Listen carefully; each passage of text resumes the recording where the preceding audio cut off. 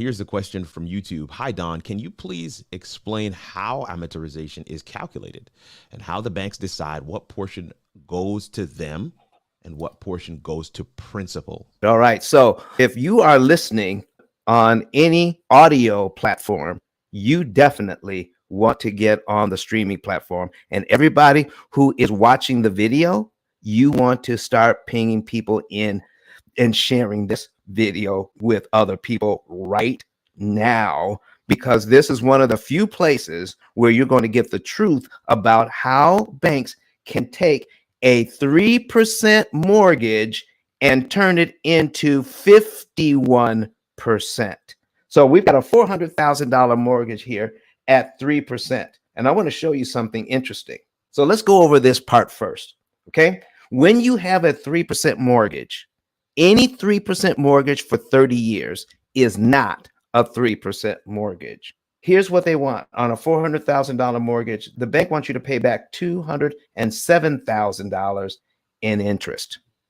Okay. How is that 3%? Is $207,000 3% of $400,000, Kurt? No, not at all. It's actually 51.778%. So let me change the number. So we've got $100,000. Okay. $100,000 mortgage at 3%. All right. And we calculate that now at a $100,000 loan at 3%.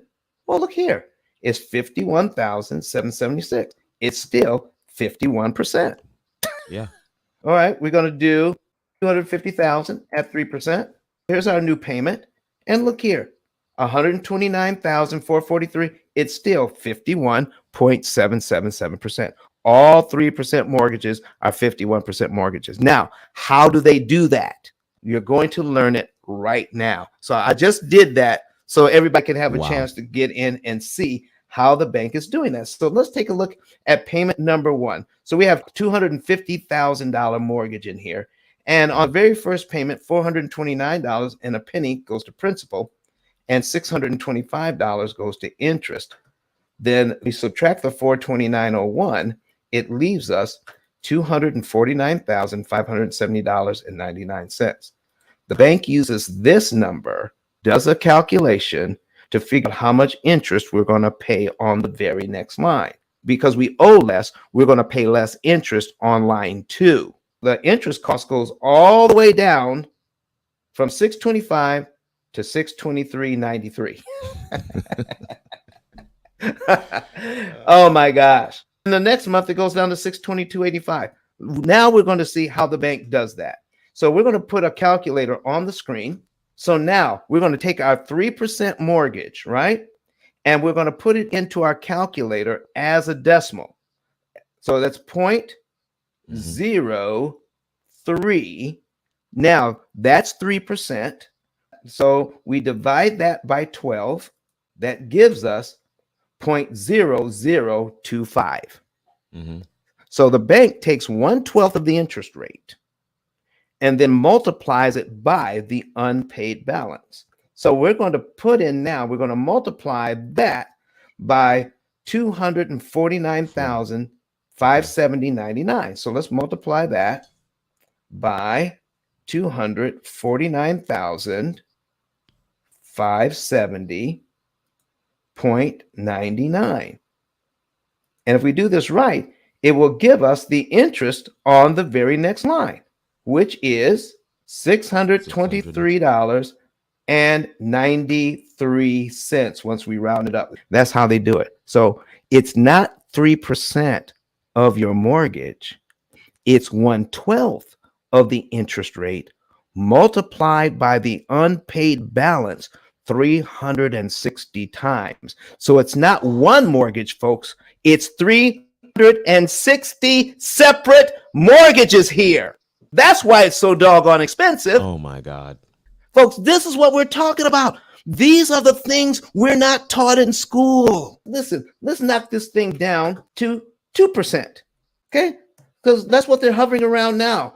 2%, and say, oh, let's get this 2% rate and we're saving money. Why is the 2% rate better? The only reason that we can really come up with, if somebody is asked that question, it's better than 3%. That's the only thing we can come up with, because even at 2%, we're still going to pay back 33% of what we borrowed. 2% still isn't 2%. On 250,000, they still want $82,658. Folks, why do that? So we can cut that interest cost by 75%.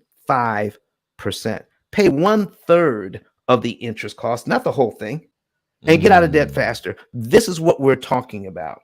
So here, I want to show you something.